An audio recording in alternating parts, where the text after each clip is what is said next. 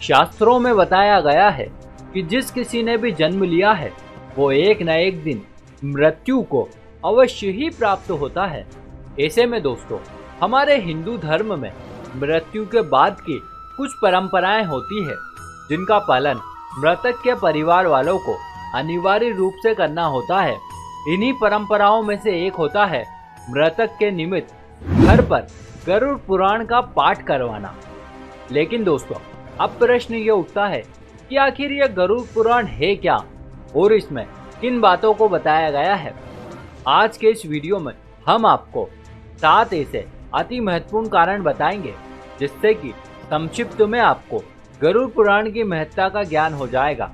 साथ ही साथ हम आपको इस पुराण के 7 ऐसे नियम भी बताएंगे जिनका पालन प्रत्येक जीवित व्यक्ति को बड़ी ही सजगता के साथ करना चाहिए ताकि जीवन में आने वाली समस्त प्रकार की कठिनाइयों का सामना बड़ी ही सहजता के साथ किया जा सके और अंत में सुख और वैभव की प्राप्ति हो सके। नमस्कार और एक बार फिर स्वागत है आप सभी का आपके अपने वीडियो कलश यूट्यूब चैनल पर।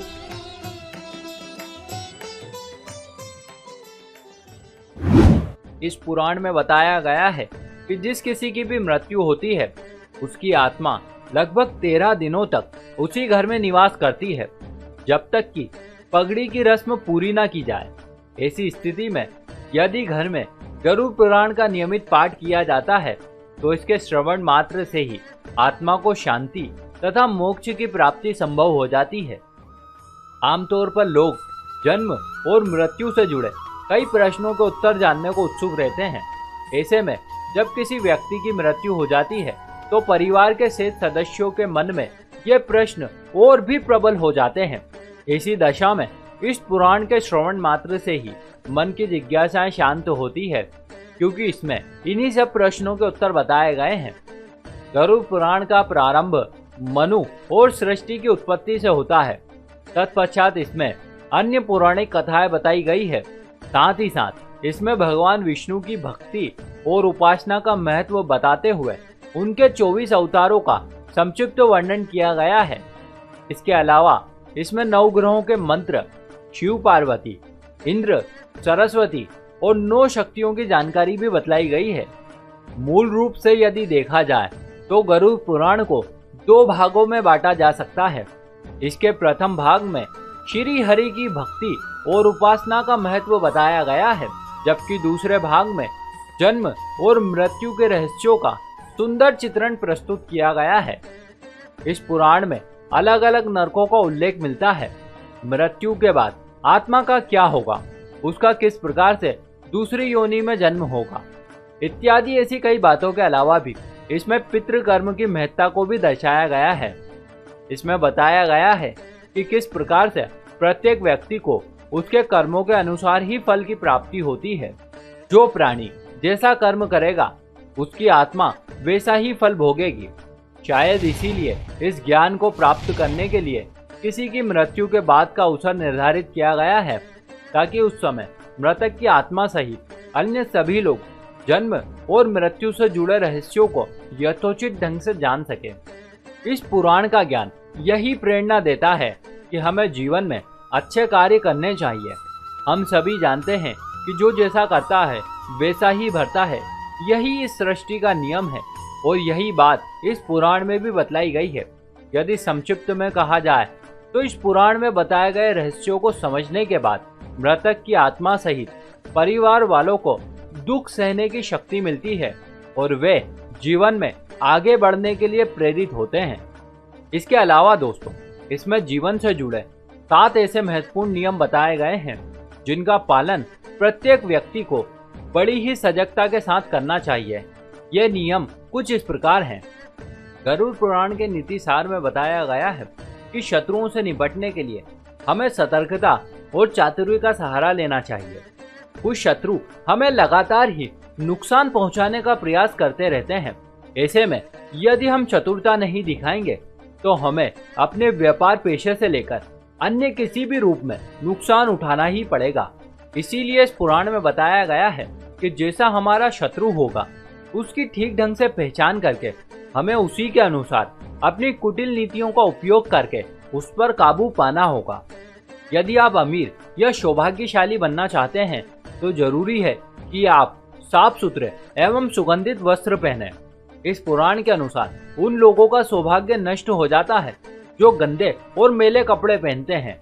ऐसे लोगों के पास कभी भी लक्ष्मी नहीं आती है तथा उनके घर में दरिद्रता का निवास हो जाता है। कई बार ऐसा भी देखा गया है कि जो लोग धनवान और सभी सुख सुविधाओं से संपन्न होते हैं परंतु फिर भी गंदे वस्त्र पहनते हैं तो धीरे धीरे से उनका धन नष्ट होने लगता है। कितना ही कठिन सवाल हो, विद्या हो अथवा याद रखने की बात हो, सतत अभ्यास से ही उसमें पारंगत हुआ जा सकता है। निरंतर अभ्यास करते रहने से कोई भी व्यक्ति बुद्धिमान बन सकता है, परंतु इसके ठीक विपरीत यदि अभ्यास का अभाव हो तो अच्छी से अच्छी विद्या भी एक न एक दिन नष्ट हो जाती है। अर्थात समय बीतने के साथ ही हमारा मन और मस्तिष्क उन बातों को भूलने लगता है। इसीलिए इसमें बताया गया है कि ज्ञान और विद्या को सुरक्षित रखने के लिए हमें सदैव उसका अनुसरण और अभ्यास करते रहना चाहिए। भोजन ही हमें ताकत देता है और भोजन ही हमें निरोगी भी बनाता है। अर्थात भोजन ही हमारी ऊर्जा का मुख्य स्रोत है। हमें आधी से ज्यादा बीमारियां भी भोजन की वजह से ही होती है, परंतु यदि हम संतुलित आहार ग्रहण करेंगे तो हमें निरोगी काया प्राप्त होगी। इसीलिए हमें सदैव सुपाच्य भोजन ही ग्रहण करना चाहिए, क्योंकि ऐसे भोजन से पाचन तंत्र ठीक से काम करता है और ऊर्जा पूर्ण रूप से शरीर को प्राप्त होती है। एकादशी व्रत को ग्रंथों और पुराणों में श्रेष्ठ बताया गया है। गरुड़ पुराण में इसकी महत्ता का बखान विस्तार से किया गया है। जो प्राणी एकादशी व्रत करता है वो सभी प्रकार के देवीय तथा चंद्रमा के कष्टों से बचा रहता है, साथ ही साथ उसका दुर्भाग्य भी सौभाग्य में बदल जाता है। तुलसी की महत्ता का बखान लगभग सभी पुराणों में भली प्रकार से किया गया है। तुलसी को घर में रखने से लगभग सभी प्रकार की नकारात्मक ऊर्जाएं नष्ट हो जाती है। इसका प्रतिदिन सेवन करने से मनुष्य कई प्रकार के रोगों से बचा रहता है। इतना ही नहीं, तुलसी को अपने आंगन में लगाने से सौभाग्य आने लगता है और कई अवरुद्ध रास्ते खुल जाते हैं। श्री हरि की पूजा के पश्चात तुलसी की पूजा करने से मनोवांछित फल की प्राप्ति होती है। किसी भी देवी देवता या धर्म का अपमान करने वाले को एक न एक दिन निश्चित रूप से पछताना पड़ता है। इस पुराण के अनुसार मंदिर जैसे पवित्र स्थानों पर गंदे काम करने वाले को, अच्छे लोगों को धोखा देने वाले अथवा किसी के एहसान के बदले उन्हें अपशब्द कहने वाले तथा धर्म शास्त्रों और वेद पुराणों के अस्तित्व पर सवाल उठाने वालों को भिन्न भिन्न नरकों में यातनाएं भोगनी पड़ती है। तो मित्रों, अब तो आप गरुड़ पुराण के महत्व और ज्ञान को भली प्रकार से समझ ही गए होंगे।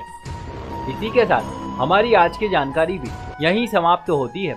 हम उम्मीद करते हैं कि आपको ये जरूर अच्छी लगी होगी। यदि आप भी इस विषय में कुछ एक सकारात्मक विचार रखते हैं तो नीचे दिए गए कमेंट बॉक्स के माध्यम से हमें जरूर बताइएगा। देखते रहिए वीडियो कलश यूट्यूब चैनल। आप सभी का बहुत बहुत धन्यवाद।